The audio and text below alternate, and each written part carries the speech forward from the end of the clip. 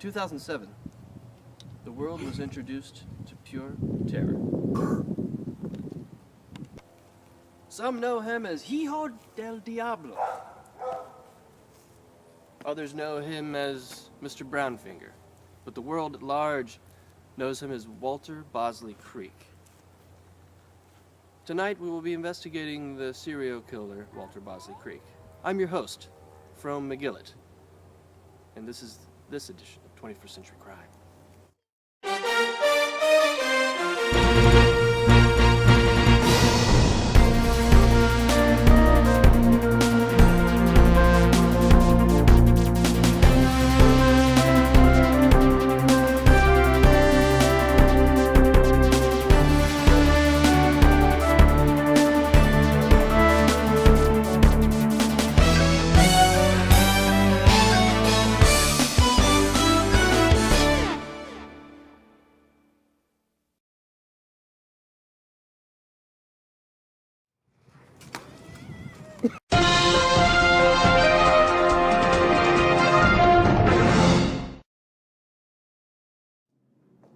We're in the household now of Walter Bosley Creek.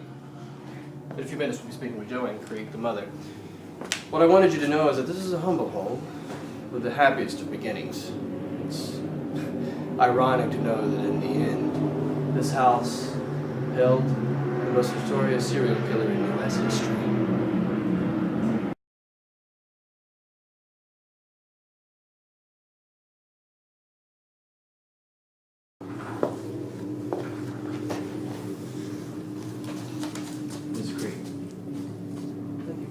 To speak with me today. Mrs. Creek, tell me about Walter when he was a child. He was a precious child. Laughter filled the house.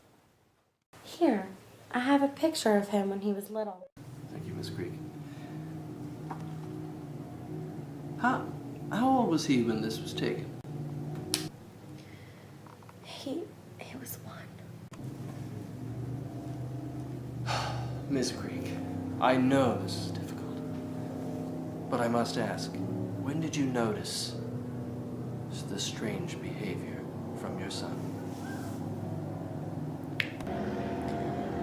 I'm really not sure I can talk about that. Miss Creek, in order for the world to understand what it's like to be a serial killer, we need to hear these details. It's important. It's important research. Please. Tell me. No, I can't. It's just too difficult for me. Miss Creek, the world needs to know how this evil can be created, whether it's through your loins or through something else. Can you please share with us the details? What did your son do, Miss Creek? I can look at this picture. Look at this picture.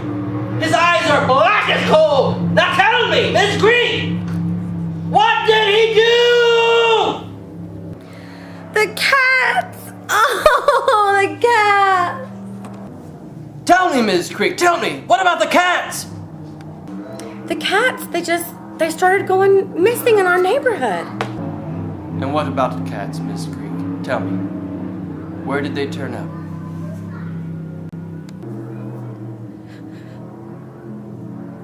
In our toilets. And why were the cats in the toilet, Miss Creek? Walter, he was eating the cats.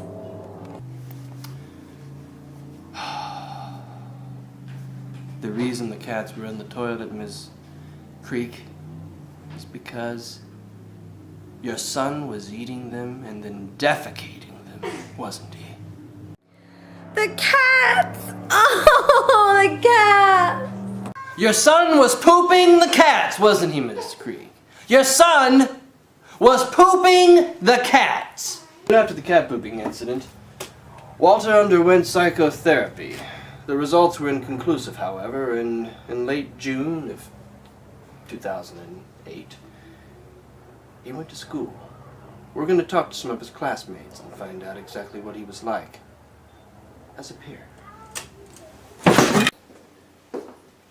I'd like to thank you all for taking the time to speak with me today. My name is Frome McGillet. I'd like to go around the table right now and get your names. Why don't we start with you, young man? Samuel.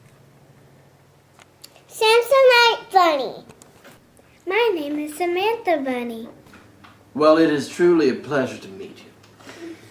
What I'd like to talk about is your experience at school with Walter Bosley Creek.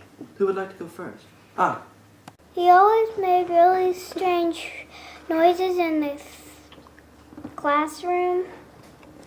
I see. Tell me, what kind of noises? Oh my, that is chilling. What about you, young man? Samuel, isn't it? Yes. We were friends until he started talking to bugs.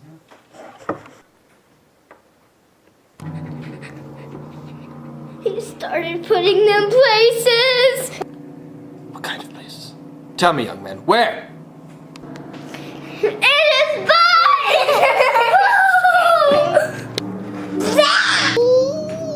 Can we have a towel, please? Thank you. Here you go, dear.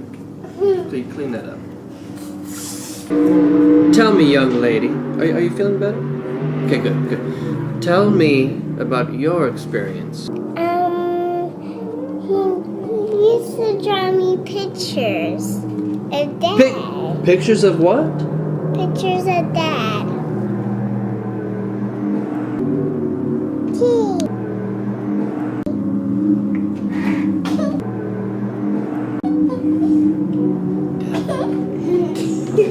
What were these pictures of? Skeletons, bats, knives.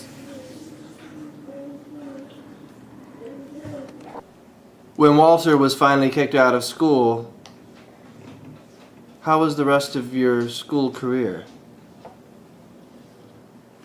It's fine, but sometimes we get picked on. I don't know what to tell you. Maybe you get picked on because your last name is Bunny.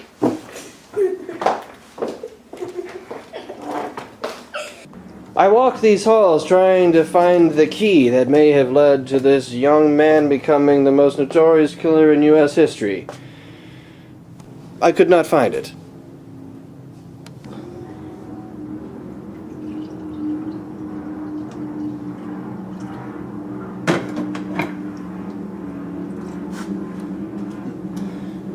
Now we're in the home of Carol Fail. She was the life partner of the first victim from Hijo del Diablo, Mr. Brownfinger, or as most of you know him, Walter Bosley Creek. Let's talk to her. Ms. Fail, I'd like to thank you for taking the time to speak with me today. How are you these days? I'm still quite distraught. Miss Fail, I'd like to talk about that fateful night. But first, I was told you have something in your hand that you'd like to show me. What is it? Your other hand, Miss Fail. I'll take that. Oh, this? This is the weapon that was used to murder your love. Why do you have it? It was the only item I had of my love, and I keep it by my side all the time. This weapon was wielded by the evil hands of Walter Bosley Creek to take down the only person you've ever truly loved in your life. Is that right? In truth, I've moved on and I found somebody else that I really care about. But you would say that Marguerite was the true love of your life, isn't that right? I don't know about that. I think maybe this new one is the real love of my life. But talking about Marguerite upsets you. Yes, but it was several years ago, and really, I've moved on. So at no point during this interview will you shed any tears. No. No. I'd like to thank you for your time. This interview is over. Good day. I pored over all the documentation that I could possibly find and watched every single videotape to really try and get into the heart of this killer. But I realized the only way to do that was to meet him face to face. When we come back, I'll be sitting down with the killer himself, Walter Bosley Creek. I've waited days and hours to finally have this happen, and in just a few minutes, Walter Bosley Creek will be walking through that door to discuss the disturbing past. I just got word, confirmation, that he's here right now. He's going to be coming through this door right now. It's very exciting. We have security here. It's fine. Come on. All right, stop the camera. Due to the extended period of incarceration that he's experienced, he refused to come outside. We had to arrange a secondary meeting where we are now residing. Mr. Creek, I must tell you that sitting across from you chills me to the bone.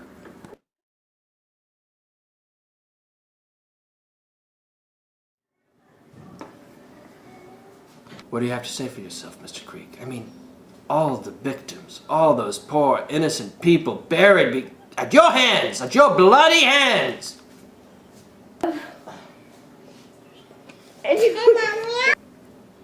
Why do you do it, Mr. Creek? Why do you enjoy taking life? Human life. Not to mention the poop cat incident.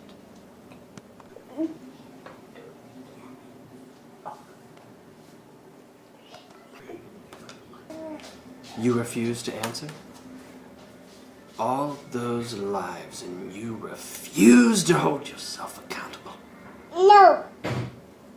No. Mr. Creek, No. speak to me. Speak to me. No. You tell me. I want to know why. No. You tell me why. You tell me. You tell me why. I tell you this, sir. You are one cold-hearted son of a bitch.